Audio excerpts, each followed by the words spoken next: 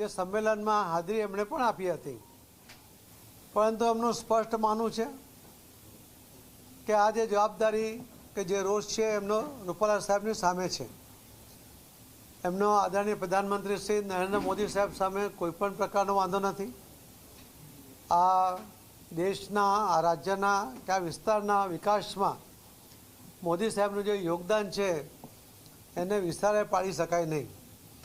અને એટલા જ માટે એમણે ભારતીય જનતા પાર્ટીની પણ સપોર્ટ કરે છે અને આદરણીય પ્રધાનમંત્રી શ્રી નરેન્દ્ર મોદી સાહેબ માટે પણ એમને ખૂબ સન્માન છે. આજે લોકો સામેથી આવ્યા છે કે અમારો જે રોષ છે, અમારો જે વિરોધ છે એ એમના પૂરતો મર્યાદિત રાખીને અમે આદરણીય પ્રધાનમંત્રી મોદી સાહેબના નેતૃત્વમાં ભારતીય જનતા પાર્ટીને સમર્થન કરીશું અને એમની સાથે જોડાયેલા જે તમામ આગેવાનો છે એમને પણ એમણે વિનંતી કરી છે અને આજે ખુલીને બહાર આવ્યા છે. એમના વિરોધને અકબંધ રાખીને આજે આવ્યા છે. એમના અમે સ્વાગત પણ કરીએ છીએ. અને જે ક્ષત્રિય સમાજનો જે ઇતિહાસ રહ્યો છે કે ક્ષમા આપવામાં સૌથી મોટી કોઈની ભૂમિકા રહી હોય કે સૌથી મોટું દિલ જો કોઈનું રહ્યું હોય તો ક્ષત્રિય સમાજનું રહ્યું છે. એ ઇતિહાસ છે. એમના શરણે આવેલા કોઈપણ વ્યક્તિને, કોઈપણ સમાજનો હશે, એ એકવાર શરણે આવ્યા પછી એનું રક્ષણ કરવા માટે પોતે પણ પોતાના જાનની આહુતિ આપી દેવા અનેક દાખલાઓ ઇતિહાસમાં નોંધાયા છે. આવી આ જે પ્રજા છે કે જેમાં એક ખમીર છે અને એમણે કદાચ સૌથી વધારે લડાઈઓ પણ એમણે જ લડી છે. ત્યારે એમને આંટ થાય તો સ્વાભાવિક એના રિએક્શન આવે. પરંતુ આજે એમણે જે રીતે આદરણીય પ્રધાનમંત્રી મોદી સાહેબનું સમર્થન કર્યું છે, ભારતીય જનતા પાર્ટીનું સમર્થન કર્યું છે, એના માટે હું એ સૌનો આભાર પણ માનું છું. એ બધાનું સ્વાગત કરું છું. ધન્યવાદ.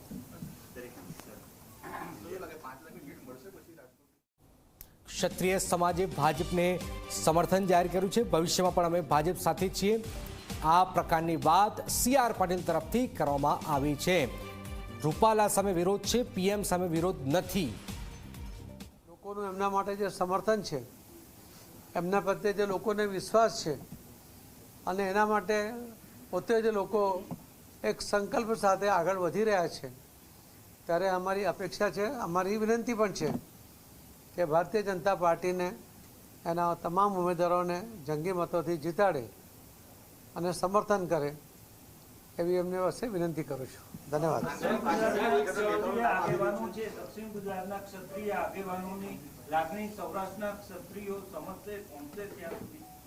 ને આ એક પ્રયત્ન છે. ભારતીય જનતા પાર્ટી અલગ અલગ વિસ્તારની અંદર અમારા રાજ્ય કક્ષાના ગૃહમંત્રી શ્રી હર્ષભાઈ સંઘવી, શ્રી રત્નાકરજી, શ્રી અમિતભાઈ શાહ સાહેબ અને કેટલીક જગ્યાએ હું પણ પોતે આ આગેવાનોને અલગ અલગ જગ્યા મળ્યું છે. એમની સાથે મેં વાત કરવાનો પણ પ્રયત્ન કર્યો છે. એમનો આવેદનપત્ર પણ મેં માંગ્યું છે. પરંતુ જે વિરોધનો વંટોળ હતો, વાવાઝોડું હતું, એના કારણે અમને બહુ જ રિસ્પોન્સ નહોતો મળ્યો. પણ અલગ અલગ વિસ્તારની અંદર જે ભારતીય જનતા પાર્ટી સાથે ચૂંટાયેલા છે, પદાધિકારીઓ છે, વર્ષોથી જોડાયેલા છે, એમને પણ એવું લાગે છે કે હવે આમાં કંઈક સમાજે વિચારવું જોઈએ. એ એમનું પોતાનું અંગત મંતવ્ય છે. સમાજને અપીલ કરવાનો એમનો અધિકાર છે અને સમાજ એમની વાતને સ્વીકારે, એમની અમારી બધાની જે લાગણી છે, જે ગુજરાતના હિતમાં છે, જે દેશના પણ હિતમાં છે. તો આ વિનંતી ફરી આપના માધ્યમથી હું સૌ ક્ષત્રિય સમાજના, આખા ગુજરાતના સૌ આગેવાનોને મારી વિનંતી છે કે તમારી લાગણી ગવાઈ છે અને એમાં કોઈ બેમત નથી. પણ સાથે સાથે જે તમારે ક્ષમા કરવાની જે તાકાત છે એ તાકાતનો પરચો ફરીથી આપીને દરગુજર કરીને શ્રી મોદી સાહેબના નેતૃત્વમાં ફરીથી આપણે આગળ વધીએ એવી વિનંતી કરું છું. ધન્યવાદ.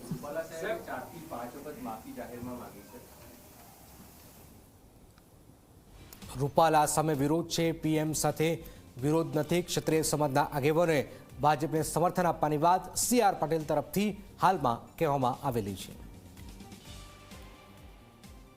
દક્ષિણ ગુજરાતના 108 આગેવાનોએ CR પાટીલ સાથે મુલાકાત કરી. ક્ષત્રિય સમાજે ભાજપને સમર્થન જાહેર કર્યું હોવાની વાત હાલમાં સામે આવી છે. 108 જેટલા આગેવાનોએ CR પાટીલ સાથે મુલાકાત કરી હતી. ક્ષત્રિય સમાજના આગેવાનો જે છે એમની સાથે મુલાકાત કરી અને સમર્થન જાહેર કર્યું છે. કેન્દ્ર સરકારના મંત્રી શ્રી પરસોત્તમભાઈ રૂપાલા સાહેબે જે નિવેદન કરવાને કારણે આખા ગુજરાતના ક્ષત્રિય સમાજમાં એક રોષનું વાતાવરણ છે. સ્વાભાવિક છે, અમને હર્ટ થયું છે અને એના કારણે આજે જે લગભગ 108 ક્ષત્રિય સમાજના આગેવાનો દક્ષિણ ગુજરાતના અહીંયા આવ્યા છે, એ પણ રાજકોટના જે સંમેલનમાં હાજરી એમણે પણ આપી હતી. પરંતુ એમનું સ્પષ્ટ માનવું છે કે આ જે જવાબદારી કે જે રોષ છે એમનો રૂપાલા સાહેબની સામે છે. એમનો આદરણીય પ્રધાનમંત્રી શ્રી નરેન્દ્ર મોદી સાહેબ સામે કોઈપણ પ્રકારનો વાંધો નથી. આ દેશના, આ રાજ્યના કે આ વિસ્તારના વિકાસમાં મોદી સાહેબનું જે યોગદાન છે એને વિસ્તારે પાડી શકાય નહીં. અને એટલા જ માટે એમણે ભારતીય જનતા પાર્ટીની પણ સપોર્ટ કરે છે અને આદરણીય પ્રધાનમંત્રી શ્રી નરેન્દ્ર મોદી સાહેબ માટે પણ એમને ખૂબ સન્માન છે. આજે લોકો સામેથી આવ્યા છે કે અમારો જે રોષ છે, અમારો જે વિરોધ છે એ એમના પૂરતો મર્યાદિત રાખીને અમે આદરણીય પ્રધાનમંત્રી મોદી સાહેબના નેતૃત્વમાં ભારતીય જનતા પાર્ટીને સમર્થન કરીશું અને એમની સાથે જોડાયેલા જે તમામ આગેવાનો છે એમને પણ એમણે વિનંતી કરી છે અને આજે ખુલીને બહાર આવ્યા છે. એમના વિરોધને અકબંધ રાખીને આજે આવ્યા છે, એમના અમે સ્વાગત પણ કરીએ છીએ. જે ક્ષત્રિય સમાજનો જે ઇતિહાસ રહ્યો છે કે ક્ષમા આપવામાં સૌથી મોટી કોઈની ભૂમિકા રહી હોય કે સૌથી મોટું દિલ જો કોઈનું રહ્યું હોય તો ક્ષત્રિય સમાજનું રહ્યું છે. એ ઇતિહાસ છે. એમના શરણે આવેલા કોઈ પણ વ્યક્તિને, કોઈ પણ સમાજનો હશે, એ એકવાર શરણે આવ્યા પછી એનું રક્ષણ કરવા માટે પોતે પણ પોતાના જાનની આહુતિ આપી દેવા અનેક દાખલાઓ ઇતિહાસમાં નોંધાયા છે. આવી આ જે પ્રજા છે કે જેમાં એક ખમીર છે અને એમણે કદાચ સૌથી વધારે લડાઈઓ પણ એમણે જ લડી છે. ત્યારે એમને આંટ થાય તો સ્વાભાવિક એના રિએક્શન આવે. પરંતુ આજે એમણે જે રીતે આદરણીય પ્રધાનમંત્રી મોદી સાહેબનું સમર્થન કર્યું છે, ભારતીય જનતા પાર્ટીનું સમર્થન કર્યું છે, એના માટે હું એ સૌનો આભાર પણ માનું છું. એ બધાનું સ્વાગત કરું છું. ધન્યવાદ. વડોદરામાં